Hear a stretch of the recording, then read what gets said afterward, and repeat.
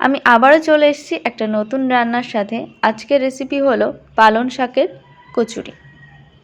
তো এখনও যারা শীতকালে এই রান্নাটা বাড়িতে ট্রাই করোনি তারা অবশ্যই করো, দারুণ লাগবে খেতে। চলো তাহলে দেখে নেওয়া যাক কী কী লাগছে।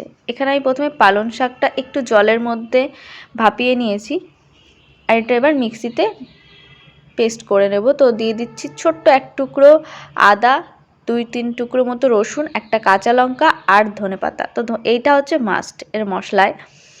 তো এবার আমি এটাকে পেস্ট করে নেব। এখানে আমি নিয়ে নিয়েছি কিছুটা পরিমাণে ময়দা, আর দিয়ে দিচ্ছি একটু নুন, আর দিয়ে দেব একটুখানি সাদা তেল, 2 চামচ মতো। তো এবার আমি এগুলোকে ভালো করে মিশিয়ে নেব একসাথে। নুন, তেল আর ময়দা একসাথে মিশিয়ে নেওয়ার পরে যে পেস্টটা করে রেখেছিলাম সেই পেস্টটা দিয়ে ভালো করে মাখিয়ে নেব।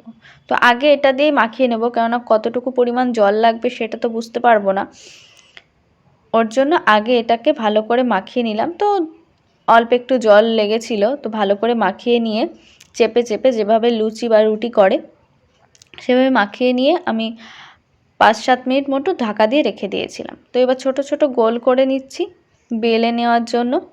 তো দেখো আমার গোল করা হয়ে গেছে, মিডিয়াম সাইজের গোলটাই করেছি।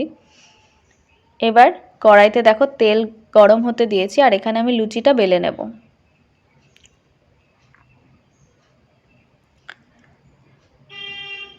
তো একটুখানি তেল দিয়ে, সামান্য তেল দিয়ে, বেশি তেল দিলে চ্যাটচ্যাটে হয়ে যাবে, তো ওইভাবে মানে গোল যে বেলাটা সেটা হতে চায় না। তো সেহেতু অল্প সামান্য তেল দিয়ে এটাকে বেলে নিতে হবে। দেখো আমি গোল করে বেলে নিয়েছি, এবার আমি ভেজে নেব। তো একদম লুচি যেরকমভাবে ফুলে যায়, তো এটাও সেই সেম একই রকম, শুধু দেখতে কালারটা সবুজ। তো দেখো ফুলে গেছে। তো আমি এইভাবে আরও একটা ভেজে দেখাচ্ছি। দেখো মোটামুটি লুচিগুলো আমার প্রায় সবগুলোই ভাজা হয়ে গেছে। এই যে লাস্ট এটা আমিও তুলে নিচ্ছি। তো এই লুচির সাথে ঘুগনি হোক বা চিকেন, সব কিছুতেই দারুণ লাগবে। একবার বাড়িতে নিশ্চয়ই ট্রাই করে দেখো। আমার রান্নাটা যাদের ভালো লেগেছে তারা অবশ্যই কমেন্ট বক্সে কমেন্ট করো, আর যারা আমার চ্যানেলে নতুন তারা অবশ্যই লাইক, কমেন্ট, সাবস্ক্রাইব করে দিও। শেষ পর্যন্ত ভিডিওটা দেখার জন্য ধন্যবাদ।